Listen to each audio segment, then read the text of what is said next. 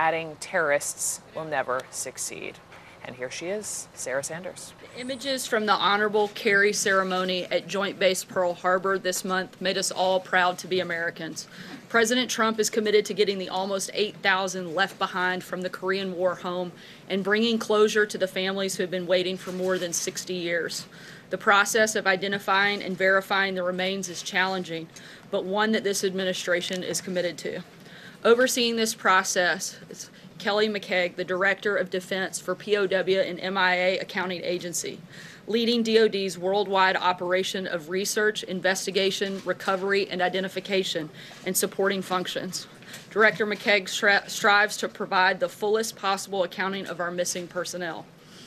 The director, along with his colleagues, Dr. John Byrd, the Defense POW and MIA Accounting Agency Laboratory Director, and Dr. Timothy McMahon, Director of DoD DNA Operations, have joined us today to offer remarks and take your questions on this topic.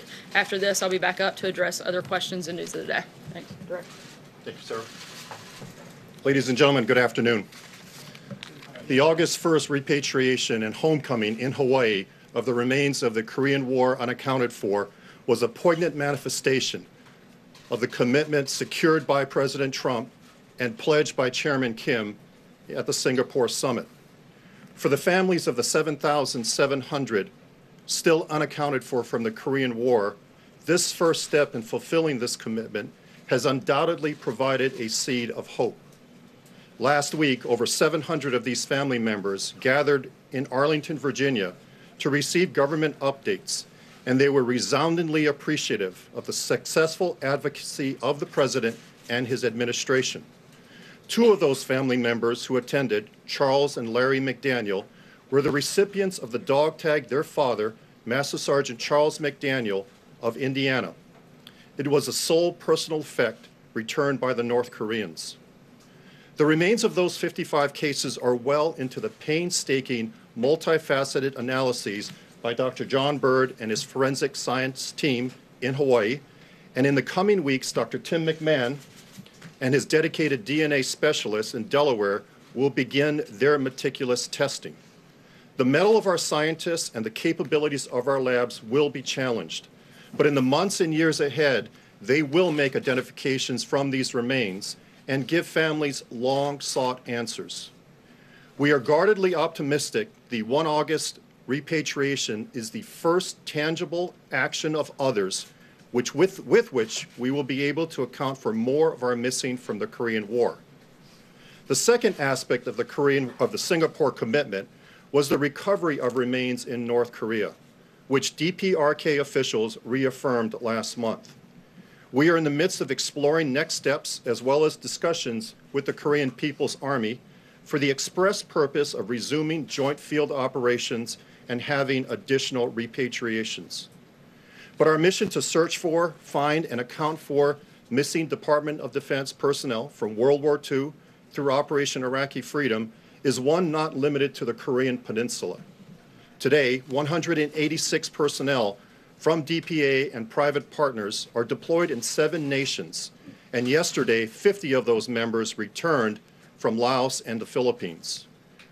Our global mission is humanitarian in every respect, because the impact of a missing American to their family is not constrained by time or generations, and it leaves an enduring pain and void. This is why former enemies like Vietnam use cooperation on the POW-MIA mission as a bridge to normalization and today's thriving bilateral relationship with the United States. The fact that the United States of America vigorously pursues the fullest possible accounting of our missing reflects our values as a nation. This sacred obligation, if not moral imperative, remains a high priority for the Department of Defense. Inherent to the exceptional teamwork, resources, and resoluteness provided by multiple agencies is a solemn vow that those who were sent off in harm's way and are missing will not be forgotten, and their families will receive answers to their decades of uncertainty. My colleagues and I welcome your questions. Gentlemen, I was with President Clinton in 2000 when he went to a place in Vietnam, north of Hanoi, where one of these recovery efforts were underway, so I have some familiarity with this. Even there, when things are discovered, it takes a long time to establish the trail forensically. I'd like to ask you both, what condition are the remains or the parts of remains you've received so far, and how challenging will the forensic work be ahead? Are you a long, long way, or was what you received something that gets you close to identifying and confirming? We would characterize the preservation of the remains as moderate to poor as a general consideration. However, what our lab specializes in is making identifications in circumstances where you have very little to work with. And so I'm confident that we're going to do well with the remains in these 55 boxes over the coming months and maybe the next several years. When you look at what's at stake, we're going to be doing a lot of DNA sampling. And that's what Dr. McMahon's lab does, is they process the samples and then they go into a mass database where they can be compared to all of the other samples that we've generated from remains from North Korea, and also compared to the family members. And so it takes some time to get the samples processed through the lab at AFMES. It takes some time to get them into the mass comparison, but once they're in there, we'll start looking for the quick identifications that can be made where you have compelling matches that show themselves early on. We also look for comparisons to dental records that can be distinctive. We look for individuals that are unusual in the sense of being very tall, very short, very old. Anything that distinguishes somebody, we can usually get a good clue and identify them faster. But because of the preservation of the remains, that will just sort of guide the kinds of methods that we can bring to bear on the case, and the case will be very DNA intensive in terms of the way that we're going to go about this. And the number 55, is that, what does that number represent? And It's is the that number of 55 boxes. individuals? No, it's the number of boxes that the remains came in, and at no time did we expect there to be one body, one box, nor did the North Koreans try to pitch it that way to us when we were in Wonsan. John? Mr. Director, thank you. What type of certainty do you have that the remains that the North Koreans have handed over to the Americans are that of missing Americans, as opposed to other nationalities that fought alongside the Americans during the Korean War? We have a high confidence. So in the early 90s, for 5 years, the North Koreans would repatriate unilaterally remains that they had recovered. Out of those 208 boxes over those 5 years, we estimated, after DNA sampling, 400 individuals. Now, from that, 200 were Americans.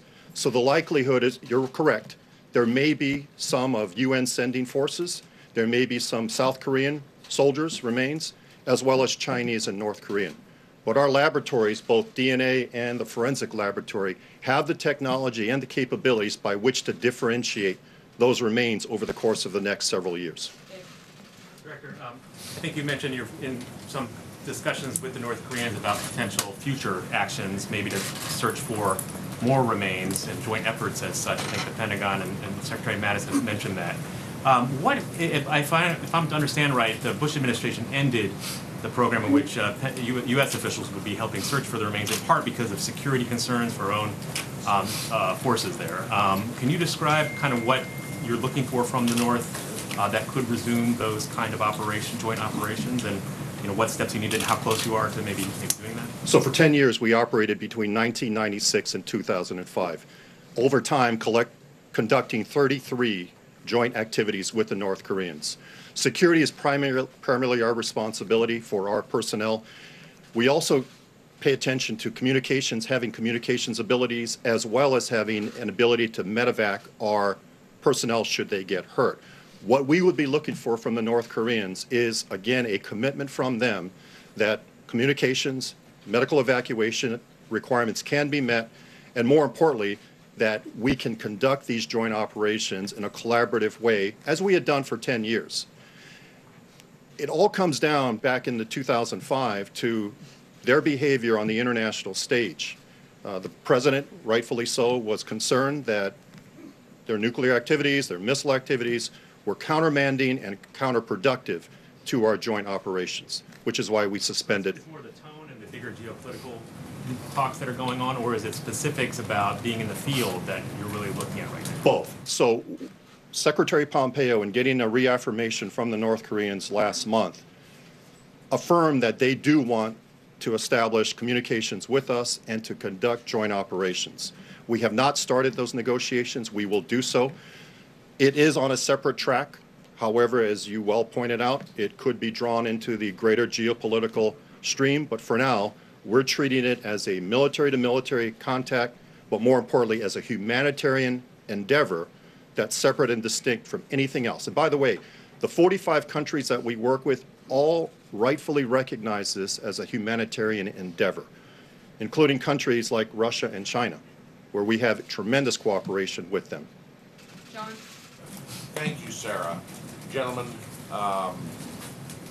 the recent death of former Congressman Bill Hendon of North Carolina brought back a lot of the rehashing of serious charges he made that those who were in Vietnam, either as prisoners or dead, were not fully accounted for.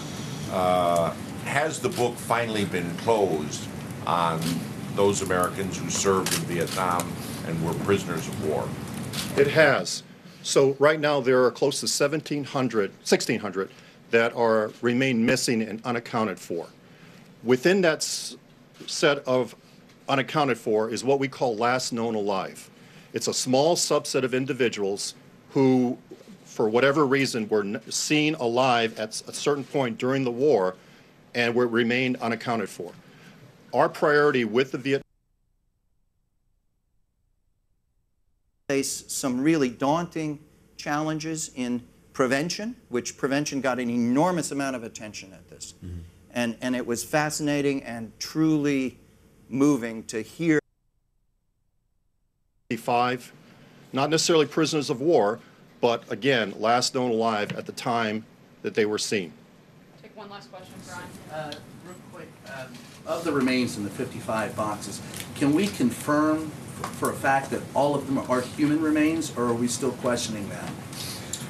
Yes, we did a cursory inspection of the remains in Wonsan before we loaded them onto our military aircraft, just to ensure that at least some of what was in each box was human. When we got to Osan in South Korea, we spent 2 days going through every box in detail, conducting what we call a field forensic review. Purpose of that review is to ensure that every item is consistent with being human, and if there were any animal remains, we would have culled them out at that point. As it was, we did not find any animal remains. Quick follow-up. Do we have any idea how many people that we're looking at yet? No, we don't. You know, there is a scientific process to estimate that, and I wish it were very fast, because I think a lot of people would really like to know. The families would love to know that information, but unfortunately, it's going to take months of analysis to start to get a refined estimate. Thank you. Sorry, just one last question. Sarah, thank you. Do you have a timeline for bringing back more remains? And can you characterize what it has been like to work with the North Koreans on this particular part of this process? Have they been working with you in good faith at every step of the way? Okay, so the first question is, as Mr. McKeag mentioned, we're in the process of planning next steps, so we can't say we have any timeline today for bringing back more remains. We're hopeful that we will be in the not too distant future. I will say, though, in terms of having worked there, I worked there in the past during the 1996 to 2005 years. I spent a lot of time in the field there. And then I went into Wonsan with our team on July 27th, and there was a very different feel to it this time. It was a much more friendly, welcoming, and collegial approach this time compared to the way it used to be. Thank you, sir. Thank you. Thank you, Director. Looking ahead to next week Ambassador Bolton will meet with officials in Israel and Ukraine, as well as with his Russian counterpart in Geneva, as a follow-up to the Helsinki summit to discuss a range of important national security issues. Lastly, we extend our prayers to the families of those injured and deceased after the tragic bridge collapse in Genoa, Italy, as well as to the victims of this morning's attack in London. The President condemns this horrible attack on innocent civilians, instead is ready to provide assistance to the United Kingdom. And with that, I'll take your questions. Jonathan? Sarah, we've heard from the President via Twitter on Omarosa describing her as crazed, a crying lowlife, a dog. Is this any way for a president to talk about any American, let alone somebody that he hired and made the highest ranking African-American woman that served in his White House? I think the president is certainly voicing his frustration with the fact that this person has shown a complete lack of integrity, particularly by the actions following her time here at the White House. Why did he hire her? I mean, why didn't he hire somebody he's describing as a dog, as a Look, the president wanted to give her a chance, and he made clear when General Kelly came on, and he voiced concerns that this individual didn't have the best interest of the White House and the president and the country at heart. The president said, do what you can to get along, and if you can't, he gave him full authority to carry out the decision to let her go. Steve? What is his strategy in continuing to respond to the charges in this book? Why does he just ignore it? Look, I think he's made, again, the frustrations, I think not only those of us here in the White House, but frankly, I think most of America would be happy to ignore it. Unfortunately, the individuals in this room continue to create a large platform for somebody they know not to have a lot of credibility, for someone they frankly refuse to give a platform to when they worked here at the White House. It wasn't until this individual started to negatively attack this president and this administration and try to tear this entire place down that she received the type of platform and rollout that she's getting. I think it would be great if every single person in this room and every single person in the administration never had to talk about this again, and we actually got to focus on the real policies and the real things that not matter just to people in this building, but certainly all Americans, African Americans, Hispanics, and everybody in between. I think that would be the best thing that we could certainly do for our country. Jill? Thank you, Sarah. What do you say to critics who see his attacks on Omarosa as part of a pattern of insulting prominent African Americans? People he's taken criticized recently include Don Lemon, Maxine Waters. He's claimed that football players protesting racial injustice don't know they're protesting. Look, the president, this has absolutely nothing to do with race and everything to do with the president calling out someone's lack of integrity. The idea that you would only point a few of the things that the president has said negative about people that are minorities. The fact is the president's an equal opportunity person that calls things like he sees it. He always fights fire with fire, and he certainly doesn't hold back on doing that across the board. Have you signed an NDA? I'm not going to get into the back and forth on who has signed an NDA here at the White House. I can tell you that it's common in a lot of places for employees to sign NDAs, including in government, particularly anyone with a security clearance. Annie? Me? Yeah. Sorry. Unless there's another Annie back there, I don't know. The president said that he kept Omarosa. John may be happy to go by Annie if that means he gets to take your question, but. The president said he kept Omarosa on despite complaints from her colleagues because she was personally supportive of him and said nice things about him. Sorry, I can't hear you. He said he kept her on despite complaints about her behavior because she was personally supportive of him and said nice things about him.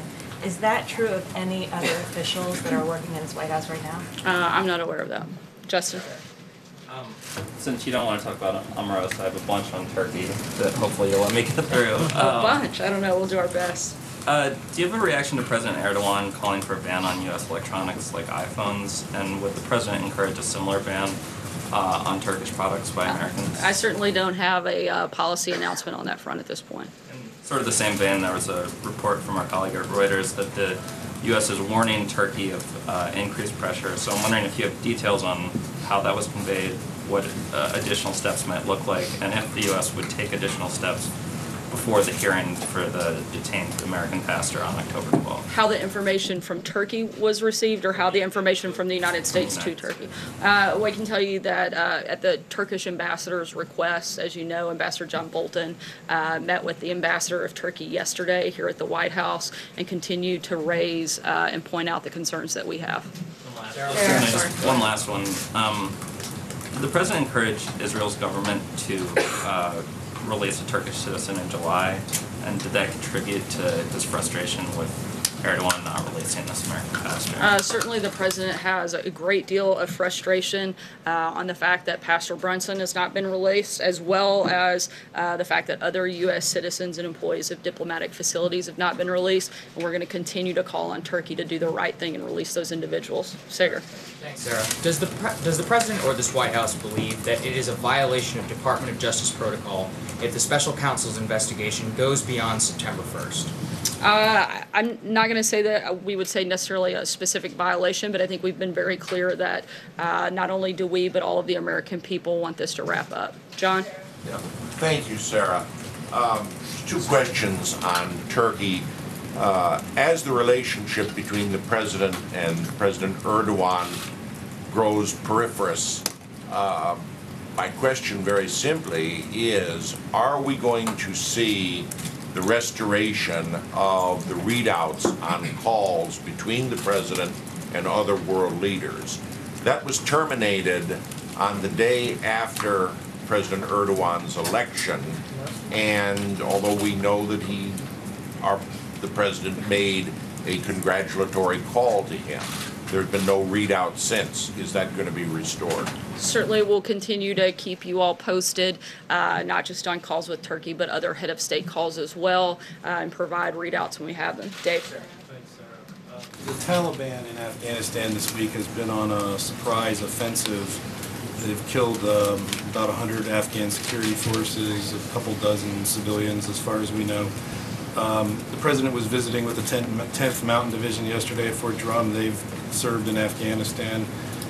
Does this new offensive, is he still committed to his strategy that he outlined a year ago for Afghanistan, or does this new offensive give him the idea that maybe a different approach might be needed? Certainly no announcements or changes in policy from the president's rollout last August. Kristen. Sarah, have you asked the president if he's ever used the N-word? The president addressed that question directly via Twitter. I'd refer you back to him. I can certainly say I've never heard him use that term or anything similar. Have you asked him directly, Sarah? The president, I didn't have to, because he addressed it to the American people all at one time. Why haven't you asked him directly? Again, the president answered that question directly on Twitter earlier today. Can you stand at the podium and guarantee the American people they'll never hear Donald Trump utter the N-word on a recording in any context? I can't guarantee anything, but I can tell you that the president addressed this question directly. I can tell you that I've never heard it. I can also tell you that if myself or the people that are in this building serving this country every single day, doing our very best to help people all across this country and make it better, if at any point we felt that the president was who some of his critics claim him to be, we certainly wouldn't be here. This is a president who is fighting for all Americans, who is putting policies in place that help all Americans, particularly African Americans. Just look at the economy alone. This president, since he took office in the year and a half that he's been here, has created 700,000 new jobs for African Americans. That's 700,000 African Americans that are working now that weren't working when this president took place. When President Obama left after 8 years in office, he had only created 195,000 jobs for African Americans. President Trump in his first year and a half has already tripled what President Obama did in 8 years. Not only did he do that for African Americans, but for Hispanics. 1.7 million more Hispanics are working now. This is a president who cares about all Americans, who is committed to helping them, and is putting policies in place that actually do that. Kevin. Sorry, Kristen, I'm going to go ahead to Kevin. Kevin, go ahead. Go ahead. Just to be clear, you can't guarantee it. Look, I haven't been in every single room. I can tell you the president has addressed this directly.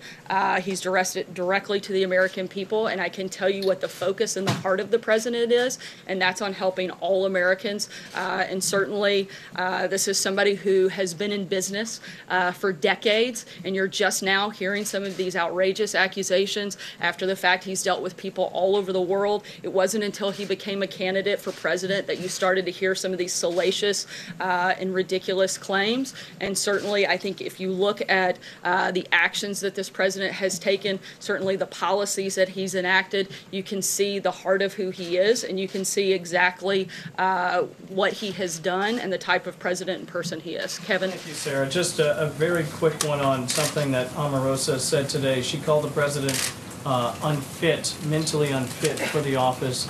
As someone who worked with her, how surprised are you at the level of her animus toward this president and toward this White House, and if I could follow? I'm certainly, I think like most people that worked with her, very disappointed that she would go to such a self-serving and somebody who blatantly cares more about herself than our country to make up some of these outrageous claims and accusations. Look, she worked here for a year and didn't have any of these things to say. In fact, everything she said was quite the opposite, and not just the year that she worked here, but the time that she spent on the campaign trail. And I think it's really sad what she's doing at this point. If I could follow very quickly, I wanted to ask you, just very briefly, we read earlier this afternoon that the Trump campaign has made an arbitration action against Omarosa. And I'm just curious, and I know there's separate entities, but is it likely that the White House is considering pursuing something in the way of possible action toward Omarosa for violating any... I certainly wouldn't be able to comment on any potential ongoing legal matter. Major. Senator, a moment ago you said one of the motives for Omarosa was to tear this entire place down. What do you mean by that? And do you have, or others here have, ongoing concerns that while she was here, she taped other conversations that could either be damaging to the reputation of this White House or revelatory of something you'd rather keep private? I think the greatest concern we have is the lack of integrity that this individual has shown. One other thing, Sarah, she played a tape recording of a conversation with the president. Do you have any doubt that that is an authentic conversation that she had with the president? I don't. Okay, then related to that, the president said he was unaware in that conversation. Was that a truthful representation of what he knew at the time, or was he just trying to make Omarosa feel better? As I said moments ago, the president had a direct conversation with General Kelly, asked them to try to work things out. If it didn't, he gave General Kelly the full authority to make decisions about hiring and firing, including with respect to Omarosa. Because he knew what had happened and he knew he'd approved it. On the timing, I think he knew that it was certainly a possibility, but as to the fact whether or not General Kelly had called the president, I don't think he had at that point. Steve? Yes, Sarah, repeatedly we've heard the president declare that the so-called Islamic State terror group has been practically vanquished, especially in Iraq and Syria.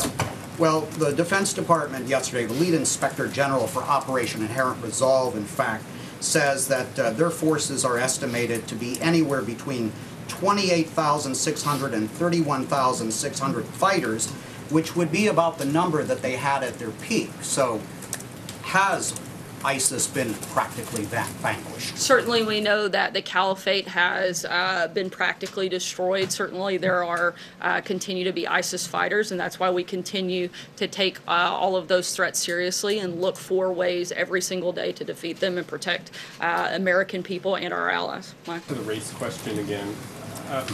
I get that you can cite things, statistics that might be positive statistics for policies that the president has done vis-a-vis African Americans and other minorities. What do you say to people who look at the pattern of comments that the president has made specifically about African Americans and feel like he is singling those folks out because of their race? Are they missing something? Are they deluding themselves? What do you say to them? Because there are lots of people out there who look at the pattern and say, yes, he says negative things about a lot of people, but there seems to be a particular pattern of singling out African Americans and commenting in particular about their intelligence or lack thereof and their looks? I certainly don't think so. I think, as I said, the president has said similar things about a number of individuals, certainly that are not African American or any other minority. I can simply talk to you about the policies and the person that the president is. I think if, again, the person that a lot of his critics say he is, certainly wouldn't have been in business with him for decades. Certainly you wouldn't have had Bill and Hillary Clinton. They attended his wedding. A number of Democrats begged him for campaign contributions. I mean, if they were who he said he was, why did they have these relationships with him? I think it is very convenient that these accusations started once the president became someone running for office. He has shown time and time again through his actions, through his policies, that he wants to be a president for all Americans, that he wants to do everything he can to make America better, and not just for a certain group of people, but for everybody. I think that he has made a number of comments about plenty of people, and to try to single that out to one group is frankly silly, because I think if you did a comparison, he's probably got a lot more nasty things out there about some other people. I'm sorry? Do you think that, I mean... Look, the president is somebody who's always going to fight fire with fire. This is something that isn't new, and it's something the American people knew when they voted for him, and they overwhelmingly elected him to be the president of the United States. And since he took office, he has governed in a way that is helping all Americans. Frankly, if we want to look at who's creating divisions in the country, I think the media has done more to divide this country, certainly far more than this president ever has, by elevating people like the author of this book, by focusing on a sparsely attended rally instead of all of the policies that this administration and that this president are enacting that are helping people not just on the economy, but on school choice, on prison reform that's disproportionately affected African Americans and Hispanics. This is a president who is governing to help all Americans, and I think we'd all be better off if the media gave that just a little bit more attention. John? Thanks a lot, Sarah. You expressed how you feel about Omarosa since the publication of this book. How was she viewed by fellow staff members here at the White House while she worked here? Did she pull her own weight? Was she viewed as untrustworthy? Did you trust her? I'm just trying to get a sense about whether your view of her has changed with the publication of this book. Certainly, I've expressed some disappointment. I'm not going to get into a back and forth on personal feelings that I have with a former colleague. I think that the focus not only of my time here, but of this administration is looking forward and how we can actually implement policies that matter to the American people, not who like to in the building behind me. Brian? Different topic, if we can. When, and then a follow-up. When the first time the Mueller investigation indicted some Russians, this administration sanctioned those Russians. The 12 that were recently indicted, the 12 Russian nationals, does this administration plan to also level sanctions against them? I don't have any announcements on that front right now. Quick follow-up. You said you would like everyone to stop talking about this particular subject, including the administration. So are you saying you would like the president to stop tweeting about Omarosa? I think if the media continues to give it wall-to-wall coverage, the administration, in some cases, will be forced to respond. But I think it would be better off for all of us to walk away and focus on some things that matter. Raquel? Hi, Sarah. Thank you so much. I want to ask a question about Secretary Max. He's in Brazil right now and visiting other countries in South America. And how much does his trip has to do with countering the growing presence of China in the region? Certainly we have a lot of shared values with the countries that he's visiting. We would always like to be the priority partner for those countries, and we hope that those relationships will continue to develop, and we'll keep you posted if he has any updates from the trip. Last question, Stephen. Bearing in mind that the Trump campaign's announcement that it's pursuing arbitration of Omarosa necessitates attention and a major national focus. Can we talk, and can I ask you once more about the practice of signing people to non-disclosure agreements? Because let me ask you what it says about the expressions of loyalty or lack thereof for people who work behind that wall. Why do people need to be contractually obligated to forever after, in perpetuity, never say anything negative about the president, any member of his family, any product they should produce. Why is that necessary? Look, again, it's common in a lot of corporations to protect the corporate interests. What's the particular certainly. necessity It's for this? also, despite contrary opinion, it's actually very normal, and every administration prior to the Trump administration has had NDAs particularly specific for anyone that had a security clearance. This White House is certainly no different.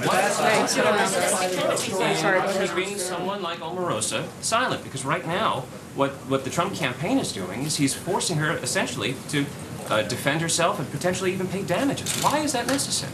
That's a question you would have to ask the Trump campaign. It's certainly not a question that I could answer as somebody that's in an official government capacity. Thanks so much, guys. Have a great day.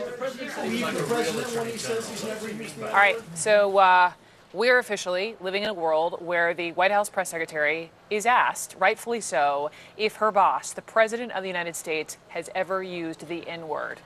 And you know what she didn't say right out of the gate? No. She didn't categorically deny that the president would ever use such a vile term in his life. Instead, she said, the president directly addressed it. And in fact, let me show you how the president directly addressed this on Twitter earlier today, saying that he had essentially gotten this call from Mark Burnett, who had assured him that there was no tape, as has been alleged by Omarosa, that he had said the N-word, right? All claims. So essentially the president saying, well, Mark Burnett says, he called to say there's no tape, so there's no proof that he didn't say it. And the other point I wanted to make, Errol Lewis, I'm starting with you, is Sarah Sanders then also said, well, I haven't been in every single room that the president has been in. That's right. She hedged quite a bit, actually, as people who are on the Trump cleanup squad often have to do, because he will often say one thing and then facts later contradict that statement. So in this case, when asked, she said, look, I've never heard it. I never heard him say this. When asked, hey, did you ever ask him? No, she didn't ask him. And then she did put in the little disclaimer. I haven't been in every room. I don't know. So, you know, look, we've heard enough sort of fog around all of this stuff. And let's keep in mind, you know, the N-word is the most offensive word in the English language. There's kind of no way to spin it as it was a joke, or maybe I forgot, or, you know, you don't have any tape to prove it. It's really not something that a responsible leader would let sort of hang around in this very sloppy way of the kind that we just heard. And Gloria, to the point about the questions, and they're valid on this pattern where the president does continue to attack prominent African Americans' intelligence, whether it is Omarosa, whether it is LeBron James, whether it's NFL players, whether it's Don Lemon. It is indeed a pattern. Yeah, it is a pattern. She denied it. She just, you know, she said the She president. said it wasn't about race. Yeah, she said it wasn't about race, and he, you know, he fights back when he's attacked, and we've heard all of that before.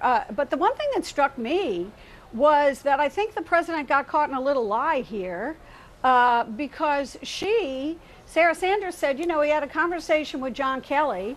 Kelly said, you know, there's a problem here. The president knew that it was a real possibility that Kelly was going to let Omarosa go. And then remember, we heard the audio of the conversation with the president and Omarosa saying he didn't know anything about it. Right. I don't like to hear that, he said. Well, of course he knew. He had had a conversation with John Kelly about it. Sarah Sanders just told us. So there you are, one more lie. Leah Wright Rigueur, good to have you back today. What stood out to you in all of good to be this? here. So I think in looking at this, we have to think Omarosa knows exactly what she's doing. She knows exactly how to throw the right kind of bombshells, how to get under the president's skin. And then when everybody is talking about it, everybody is, you know, kind of shouting about it, getting tangled up in all kinds of various truthiness, she drops another bombshell, which usually is receipts for her side of the story. So we're dealing with, you know, two groups of people who have intense credibility issues, and yet one side continues to drop receipt after receipt after receipt. And so what happens after those, after those tapes, each and every time after those tapes come out, it provokes a reaction from Trump, it provokes a reaction from the White House. Omarosa's name stays in the headline for another day, and various people are caught in various lies. So, you know, this is a strategy that we're seeing right here, and it seems like it's working pretty effectively. Well, you know, it's like Sarah Sanders says, well, you know, the media is fixated on this story where we should be talking about much weightier things. But I would say back to the press secretary, Anousheh, this one is to you, Anousheh Hussein, that, you know, it is the president, it is her boss who has tweeted roughly 10 times about this individual in the last 24 hours. 10 times. And yes, we should question everything that comes out of the mouth of Omarosa. But we are also putting the president's response and the president's words under a microscope. Exactly. And you know what Sarah Huckabee Sanders is leaving out a really big detail, which is her boss tweeted it out and set the news cycle. I think it's so crazy. I mean, it makes us almost question our sanity, because this is like, we're living in the age of gaslighting. The country right now is hurting so much, Brooke, from racial divisions, from Charlottesville to NFL to the alt-right. Why can't this president, who, by the way, called Nazis very fine people, just come out and make a bold statement anti-racism, or just say, you know what, I'm not racist, or I don't support these people. Instead, he called a woman of color, a black woman, an African-American woman, a dog, and now he's trying to kind of just act like that doesn't matter and the media is the one to blame. I mean, his language and rhetoric, Brooke, is so offensive to hear. The least we can do is admit that this president is a racist and a sexist. End of discussion. I want to listen to how Omarosa responds to being called a dog by the president of the United States. I think that it just shows you that if he would say that publicly, what else would he say about me privately? He has absolutely no respect for women, for African Americans, as evidenced by him instructing the chief of staff to lock me for 2 hours in the Situation Room, to harass me, to threaten me and say that things could get very ugly for me and that there would be damage to my reputation. He is unfit to be in this office and to serve as the president of the United States. Ariva, how would you respond? Yeah, I think what was disturbing to me about the press conference, Brooke, is just the naivete, and maybe even, as the other panelists said, the gaslighting, so which is the purposeful manipulation. There's no diversity in the White House. So when we talk about these issues of race and sex, it's not through the lenses of other people of color. Kellyanne Conway couldn't even identify a high-ranking African American that serves in Trump's administration. So when you're dealing with an administration that doesn't have any people of color at the table that can, you know, weigh in on these decisions, talk about some of the issues that concern African Americans, you get these really hollow statements from Sarah Sanders about all the wonderful things that Donald Trump is doing for black people. And I just want her to know, black people don't feel at all that Donald Trump is working on our behalf. His criminal justice policies are abhorrent. They're not in any way advancing issues of justice for people of color. This whole notion about these 700,000 jobs, I'm not an economist, even though I have an undergraduate degree in economics, but I know that economists are cringing when they hear Donald Trump talk about all of the jobs that he's created for African Americans in the way that he makes disparaging remarks about President Obama. So I would just say to Sarah Sanders, get some black people in this White House, then we can have a real conversation about these inflammatory statements you continue to make here. Her boss continues to make about black people. Gloria, go ahead. Brooke, just listening to that video you just played of Omarosa saying, you know, Donald Trump shouldn't be president of the United States. Having listened to Omarosa for years talk about how marvelous and how wonderful Donald Trump is, it makes me think that they deserve each other. I mean, they are very much the same people in many ways. Each of them is ruthless in its own way. Each person has a strange relationship with the truth. She's out to make a buck here. She will do whatever she has to do. Donald Trump's organization will sue her back. But I think the thing that has always united them is this sense of false flattery that they did for each other. I mean, he would flatter Omarosa falsely, and she would flatter him falsely, and they both loved it. So they're two peas in a pod here, and the fight that they're having, all I can say is, you know, they deserve each other. Let them, you know, let them go at it, but understand that neither one of them is a hero here, or has any kind of a clean slate when it comes to this. Yeah, and Brooke, can I quickly just say something? Yeah. It's really easy for us to get kind of fixated on Omarosa's credibility and Trump's credibility. Neither of them really have such a great credibility, but the larger issue here is not about Omarosa. It's the fact that we have a really big race problem in this White House. And yes, it's a gaslighting White House, but I feel like we're also gaslighting ourselves. I mean, the most recent Quinnipiac poll from July said that 49% of Americans think that Trump is racist, and 47% of Americans think that he isn't. And I want to know what's wrong with us. I mean, why are we still debating this issue? I mean, the article I wrote for CNN today, which is front page of CNN right now, was all about this. Why are we still questioning if Donald Trump? We're still pondering: is Donald Trump racist? Is Donald Trump sexist? Yes, he's both. And this is one more example of his racism. So what do we do about it, Errol? What do we do about it? Well, what do we do about it? Look, there's less than 90 days until the midterms. That's the first obvious spot where people can step up. But no, I think, look, people need to sort of ask themselves, first and foremost, what do you believe? What do you stand for? Because what Donald Trump is going to do, what his administration is going to do, is really out of our hands. What we do, though, is extremely important. How we talk to one another, what groups we choose to join, how we choose to express ourselves, whether it's social media, letter to the editor, your local civic groups, and of course at the ballot box. It's of tremendous importance, and people have to, I think, sort of figure out where they stand and stand there. That's the most important part. Not to be swayed, not to be talked into it. There's going to be a lot of scare tactics. There's going to be a lot of advertising. There's going to be a lot of, what if Nancy Pelosi? What if Hillary Clinton? What if this? What if that? What about the Supreme Court and so forth? But these issues don't really go to that. This is really about what you believe, who you are, what values you hold.